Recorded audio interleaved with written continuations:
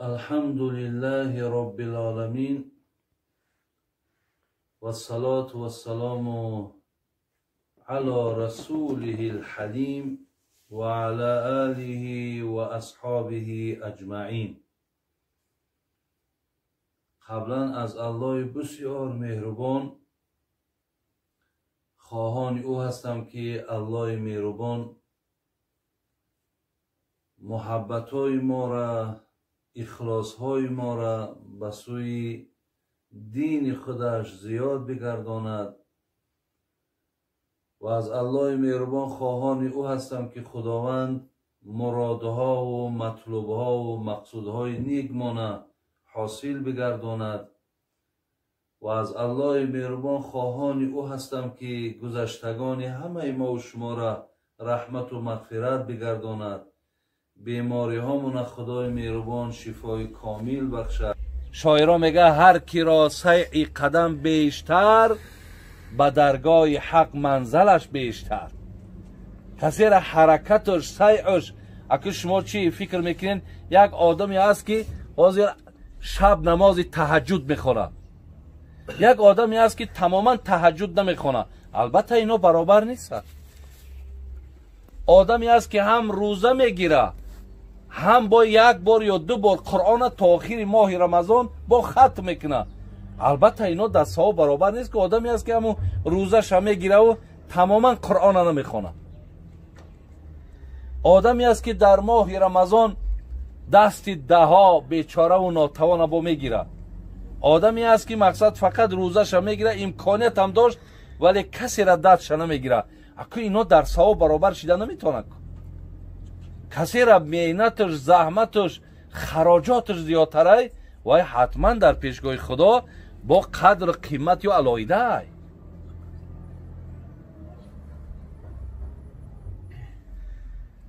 انا یکم چیز برادران عزیز وقتی دامن ما را میگیره و این چی است؟ این فقره، این ناداریه که وقتی این بر بالامون آمد دیگه برای برطرف کردن این تمام ایسای تلاش و حرکت هم میکنیم. سهر تا بگه مقصد مشغول میشیم به کار تا که از همین حالت ببرویم. وقتی که دنبال ایده باشی عملی صالح تا برادر عزیز کرده نمیتونی. دویم چیزی که حضرت یادآور شدن او غنن متغین، دویم چیزی که گفت در دنیا شما را شاید دامانتون نگیرد این است که یک مبادای مالدار میشین و ای زمره مالدارهایی میشین که بعد مثال 4 تنگه را دیدن دیگر بنده بودن تا مخلوق بودن تا دیگر فراموش میکنی. دیگر ایادت میبرای که تو به خودت آفریدگار داشتی. دیگر به یادت نمیاد که آخی تا دیروز من همین پولهایی که ازی دارم همینا را من نداشتم، همینا از کجا آمدن؟ دیگر در این قدر برادر عزیز عقل نمیگیره، همین را اندیشه نمیکنی که آخر همین دادگی که حاضر آمد دستی من را پر کرد ای کجا آمد؟ خدا میگه تؤتی الملک من تشاء و تنزع ملک ممن تشاء و تعز من تشاء و تذل من تشاء بیدک الخیر انک علی کل شیء قدیر. خدا میگه وقتی دیدین کسی را که مال دارد دانین که عطا کننده همون مال منم، من وی مالدار کردم. کسی را میبینین که مال داشت و مال ای دستش رفت، الله میگه بدانین که همون از دستش من گرفتم. خدا میگه وقتی دیدین یک آدم که بسیار احترام داره، بسیار عزت داره، بسیار مردم دوستش میداره، بدانید که همون احترام و عزت من دادمش. خدا میگه یک کسی آبرو داشت، قدر داشت، قیمت داشت، لیکن همش ای دستش رفت، خار شد، بینام و نشان شد، شرمنده شد، بدانید که اون را من کردم. بیدک الخیر، الله میگه همش در دستی منه، من بر همه چیز قادرم. اما آدمی که اگر صاحب مال شید باید استاده و فکر کنه، بگه دیروز منم مال نداشتم، امروز خدا مرا مال داده، در این مال دادگیش خدا یگان مقصد داره، اینا مرا بیهوده نداده. پیامبر نازنین میگه ان الله یحب ان یرا اثر نعمتی علی عبدی. خدا میگه دوست میدارم که وقتی مالدارتان کنم، دوست میدارم که اثر نعمت ما در بندم ببینم. ببین خدا میگه دوست میدارم که وقتی ترا من مالدار کردم، با طرف ما بگردی بگوی پروردگار مهربان چی ذات بزرگ تو. خدایا ترا سپاسگزاری میکنم که امروز مرا از زمره کسانی کردی که تا دیروز دستی من گیرنده بود، امروز دستی من تیانده شده است. پیامبر میگه الید العلیا خیر من ید سفلا. دست دهنده بهتر از دست گیرنده. خدای دستی مرا امروز دهنده کرده، به سوی تو سپاسگزاری میکنم. الان میگه انامین من دوست میدارم که از بنده را که مالدار کردم انامین کلمه و سخنها را شنوم. نه اینکه مثال روزی دراز با این مالش فقط معصیت باشد، با این مالش فقط اسرافکاری باشد، با این مالش فقط تکبری باشد، با این مالش تماما تا دیروز حتی همسایه و نزدیکایی که داشت همونها را دیگر نشناسه. با این مال برادر عزیز، نه، این مال اگر دیندش الله هم باشه، با الله گیرنده هم هست، گیرنده هم هست. و یک قصه از بسیار مشهور، اگر من یک وقتا در همون زمانهای خطیبین بگیم قصه کرده بودم، اگر یاداتون یکی گوش کرده باشید. میگه یک مردی ثروتمندی بود، با زنش میگه نشسته بود و مرغ کباب میخورد. به ناگاه میگه یک نفری در آمد، یک طلبنده در آمد و میگه وقتی که در مشامش همان بوی مرغ کباب که رسید بسیار خواهش شد که از همون یگان لقمه اکشه بتن. میگه این مرده که ثروتمند، ایامون ثروتمندایی بود است که وقتی پولدار شید بسیار مست شید دیگر در تاجیکی ما پوف پوفی بنده خاکی میگن، از زمره همونا شید، آدمگری را دست داد. بین بعد میگه زنش گفت که برای گفت تو کی آمده است پیشش که از خانه، پیشش که از خانه گفت مرده یگان تیکک نه گو را صدقه مرغ کنه. گفت او را چی و مرغ خوردن چی؟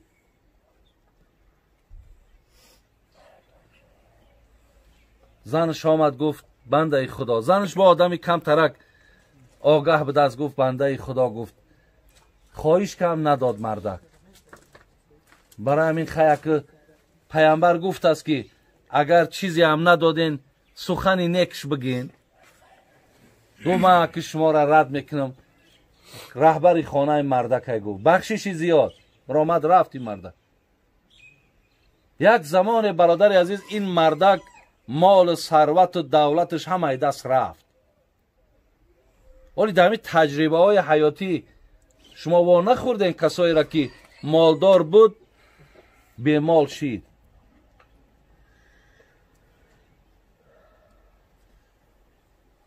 بعد زمانهایی گذشت این مردک به مال شید، به پول شید، دیگر زنها همه دستش برآمده رفتن. همین زنی که همراهش بود با مرور زمان دستش میبرویه و شوهر میکنه.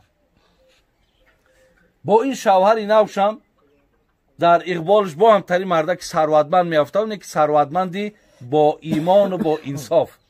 همین اصلا همین حادثه، همین حالت مرغ خورده شدگی هم که یک طلبنده میدراید. در حالی مردک میگه که انا که چیلی که خدا مونده تاجیکا دسته که میگه ای نیکی امی ریسک کمی بدای. در هم میگه پارا میکنه مرغ یک نیم شو، میگه بر میگه در دستی همو بتی. این میگیره میارد زنک، همون زنی همون ثروتمند بداخی، همین میبره میته در دستی او گریه کده میه. میگه چرا گریه داری؟ چی گپ شید؟ میگه همین مردکی که طلبنده ای که الحال مقصد آمد، اینا من یاد دارم این شوهری من بود. این مردک بنیاهت ثروتمند بود، بسیار مالدار بود. امروز ببین که این آدم به این حالت افتیده، گریه آمد، غمدار شد. بعد این مردک میگه تعجب نکن، میگه همون مردکی که دنی در شما آمده بود و ای شما مرغ پرسید شما ندادینش، همون مردک منم. این جای تعجبش نیست، گفت همون مردک منم. گفت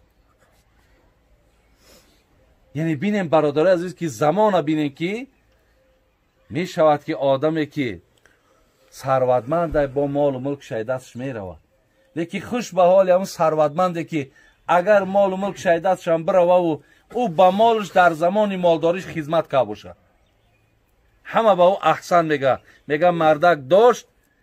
خیلی امروز الله بزرگه گرفته باشم، لیکن مقصد این همی راهی میبینین دستی هموهای، این همی استلبای میبینین دستی هموهای، این همی ترانسفرماتر میبینین دستی هموهای، این همی آب میبینی دستی هموهای، این همی مسجد میبینی از هموهای، این همی مکتب میبینی. آخی وقتی از تو این قدر چیزا باقی مانده باشد، مالم که رفته باشه، تو در بین مردم خجالت دانستی. برای همین دویم چیز یک پیامبر نازنین اشاره کرد چی بود؟ گفت مالدار میشین، شاید از زمره مالدارهای شوین که دیگر هوش و گوش تماما به سوی همون مال بروه و دیگر بندگی را فراموش کنی، دیگر بندگی کرده نتانی، عمل صالح مقصد جمع کرده نتانی. می شود برادر وقتی در فقر در ناداریش که دنبال بسال بهبودیش بدوی، در مالداریش هم دیگر عشقت به همون می روه، دیگر فریفته همون مالت میشه، نمیدانی که این مقصد تو میتونی. بین عزیزای خدا چی میگه؟ شیخ سعدی میگه به دنیا توانی عقبا خری. ببینین ای مردکایی که مالدارین، میگه شما از همینجا ایستاده آخرت هم خریده میتونین. به دنیا توانی عقبا خری، بخر جانی عزیز ورنه حسرت خری. مصلحتی من میگه به تو همینه، بخر بچم، از همینجا ایستاده آخرت بخر، جنت بخر که بعد پشیمان میشه. با همین شیخ سعدی میگفت کسی جمع کرد و گوشه بینهاد، خودش مرد و زنش با دیگری داد. لیکن اگر نکردیم و جمعش کردیم و هیچ خیری دست من نشید، معنی تکی بستن بردن که در خاک پرتافتند. برادر عزیز با این مال میگه صاحب شبد میآورد،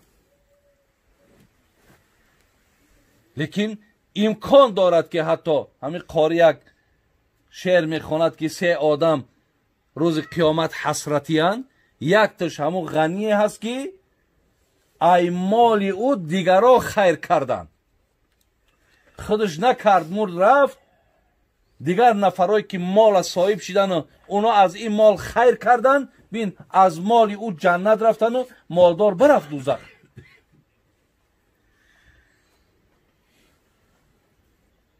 دویمش برادرای عزیز همین بود، او غنن مطغیان او مرضن مفسدن. سه میگه پیامبر یکی اگر بیمار شید، آدم بیمار برادرها رفتگین دیدگین احوال بیمار میدونین، وای در همون اوف و پوفی خود چای.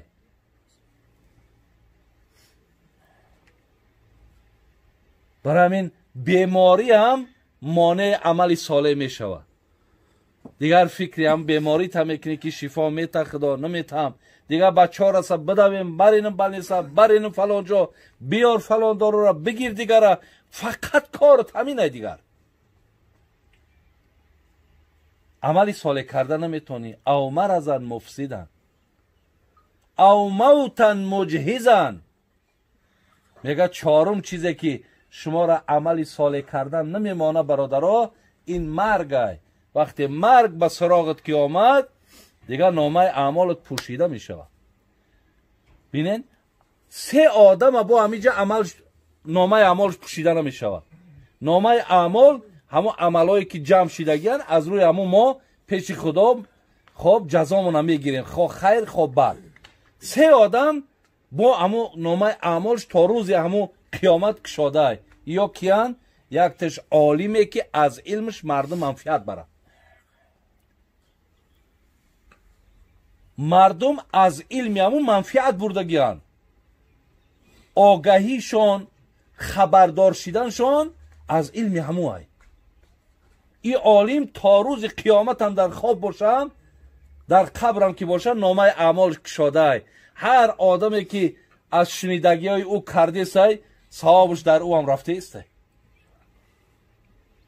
دویم برادرای عزیز، کسی فرزند صالح باقی میمانه.